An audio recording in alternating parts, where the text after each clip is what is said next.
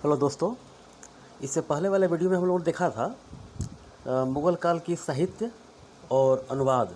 ठीक है, आज मुग़ल काल के चित्रकला के बारे में समझते हैं, जो कि मुग़ल काल के चित्रकला हुमायूं के समय में नींव डाली गई और अकबर के समय में इसका विस्तृत किया गया। जहांगीर के समय में और चरम पर पहुंच गया और जहांगीर शाहजहां के आते आते यह सिमटने लगा और औरंगजेब के समय वह ख़त्म ही होना शुरू हो गया। क्यों? और वह भारत के कोने कोने में जो क्षेत्रीय चित्रकला के रूप में प्रसिद्ध हो गया, जैसे राजस्थान शैली हो, पटना कलम जो भी हो, भारत के कोने कोने में चला गया। आइए समझते हैं पहले मुग़ल काल की चित्रकला। हाँ, इसका नींव हुमायूं के समय में दिया गया, 16वीं से लेकर 18वीं शताब्दी के बीच में। जब बिलग्राम का युद्ध होता है या कन्नौज का युद्ध होता है 1540 ईस्वी में हुमायूं और शेर शाह के बीच, तो हुमायूं पराजित होकर चला जाता, भाग जाता है अफ़गानिस्तान ईरान के सीमा के क्षेत्र में। जब शेर शाह की मृत्यु होती है तो फिर वह भारत की ओर पहुंचता है। तो भारत में आता है तो वहाँ से दो चित्रकार को बुला कर ले आता है, जैसे में मीर सैयद अली और अब्दुल समद। ये दो महान फारसी चित्रकार था जिसने यह मुग़ल काल की चित्रकला का नींव डाला। और बाबर के समय में, उस समय बाबर को इतना टाइम नहीं मिला जो चित्रकला का आविष्कार कर सके। तो वह बाबर 1526 ईस्वी में आया था और 1530 ईस्वी में उसकी मृत्यु हो गई 4 साल के लिए, लेकिन युद्ध लड़ते लड़ते उसको इतना समय नहीं मिला। आइए समझते हैं हुमायूं के बारे में समझ गए, जो कि हुमायूं के समय 16वीं से लेकर 18वीं शताब्दी के बीच में यह प्रसिद्धि हुआ। मीर सैयद और अब्दुल समद, इसको याद कर लीजिएगा। मीर सैयद, अब्दुल समद, दो महान फारसी चित्रकारों ने इसका नींव डाला था। ठीक है, अफ़गानिस्तान से लाया था। इतना ही इसका पॉइंट याद करना है। हुमायूं के समय में 16वीं शताब्दी से लेकर 18वीं शताब्दी के बीच में मीर सैयद अली और अब्दुल समद, दो महान फारसी चित्रकार ने नींव डाला था इसको और अफ़गानिस्तान से लाया था। ये भी है, आप लोग ज़रूर याद करके रखेंगे। उसके बाद अकबर के समय में चित्रकार आइए। अकबर के समय में क्या था? अकबर के समय में यह था दसवंत, बसावन, अब्दुल समद, महेश, मुकुंद। यानी कि आपको 4 याद करना होगा। दसवंत, बसावन, अब्दुल समद और महेश, 4 याद कर लेंगे, एग्जाम में आ ही जाएगा, एक ही आता है। यानी कि ये 4 में से एक ज़रूर आ जाएगा, इनमें से कौन नहीं था, ऐसा ही क्वेश्चन आएगा। तो अकबर जो कि पढ़ा लिखा नहीं था, तो वो चाहता था मैं यानी कि हर ग्रंथ का चित्रकारी भी करूँ, ट्रांसलेट करूँ, अनुवाद विभाग भी फैजी के द्वारा बनाया गया था। तो यह रामायण का, महाभारत का, फारसी महाकाव्य जो भी है, कई ग्रंथों का चित्रण करवाया था। तो यह अकबर का समय में इतना ये चित्रकला का विस्तृत हुआ।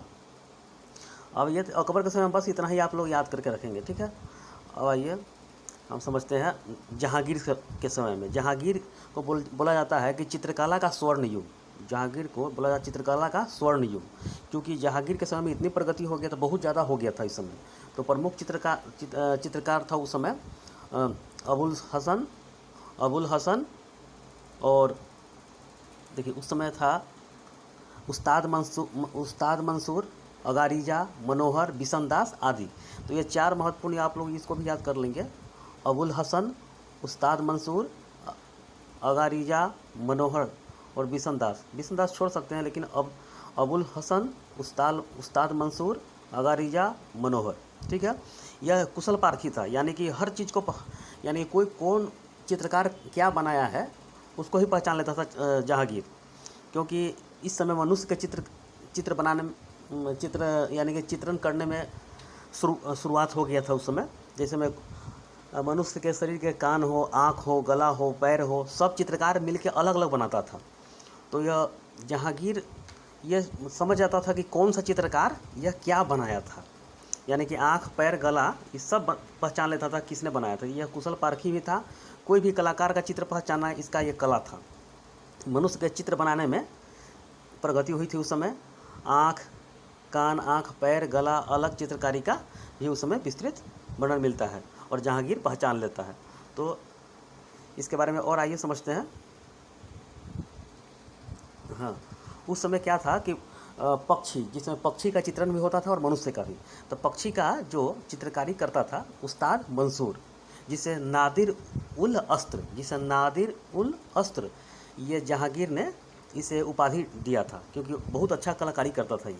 और व्यक्ति का चित्र अबुल हसन बनाता था, इसे उपाधि दिया गया था नादिर उल, इसे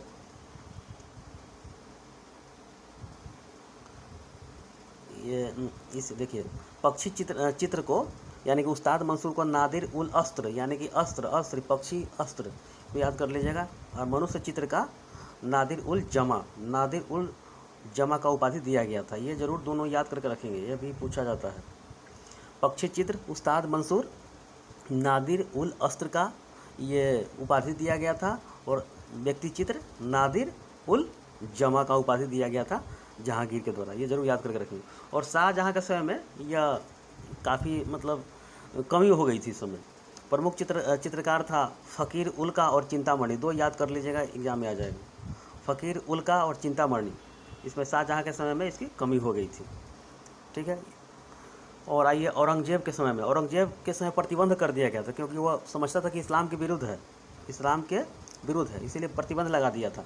लेकिन मरने के लास्ट टाइम में उसने चित्रकारी में भी रुचि लेना शुरू कर दिया, यानी कि लघु चित्र में, जैसे शिकार खेलते हुए, युद्ध करते हुए, यही सब छोटा छोटा चित्र, यानी कि उसको रुचि आने लगा, ठीक है। इसके काल में चित्रकार अन्यत्र जगह जाकर बस गए और क्षेत्रीय कला का विकास हुआ। इससे पहले मैंने बताया था ना कि यानी कि छोटे छोटे कलाकार के रूप में अलग अलग क्षेत्र में जाके बस गया, जो कि राजस्थानी शैली हो, जो कि दिल्ली के हर कोने में, चाहे बिहार के क्षेत्र में, भारत के हर कोने में जाकर चित्र यानी कि बस गया, तो वहाँ पर जाकर विकास हो गया। तो इतिहासकार मनुजी बोलता है कि औरंगजेब इतना कट्टर था, इतना वह कुरान से प्रेम करता था और इस्लाम के विरुद्ध मानता था कि अकबर का जो मकबरा बना था उसे चूना के द्वारा पोतवा दिया उसके आज्ञा पर। देखिए चूना के द्वारा उसको मनुची एग्जाम में पूछा गया है कि कौन सा इतिहासकार बोला है जो औरंगजेब द्वारा अकबर के मकबरे को पोत दिया गया था, तो मनुची के द्वारा ये बताया गया था, यह पोत दिया गया था। तो ये चित्रकारी में इतना मुगल काल में आप लोग याद कर लेंगे, इतना ही एग्जाम में पूछा ही जाता है, ठीक है। इसके बाद मकबरा हो, चाहे जो भी फतेहपुर सीकरी हो, चाहे आगरा हो, चाहे दिल्ली हो, जो भी बना है मस्जिद, सब इसके बारे में कल बता दिया जाएगा, ठीक है। बस इतना ही चित्रकारी में आप लोग इतना ही याद कर लेंगे, ठीक है। ओके, धन्यवाद।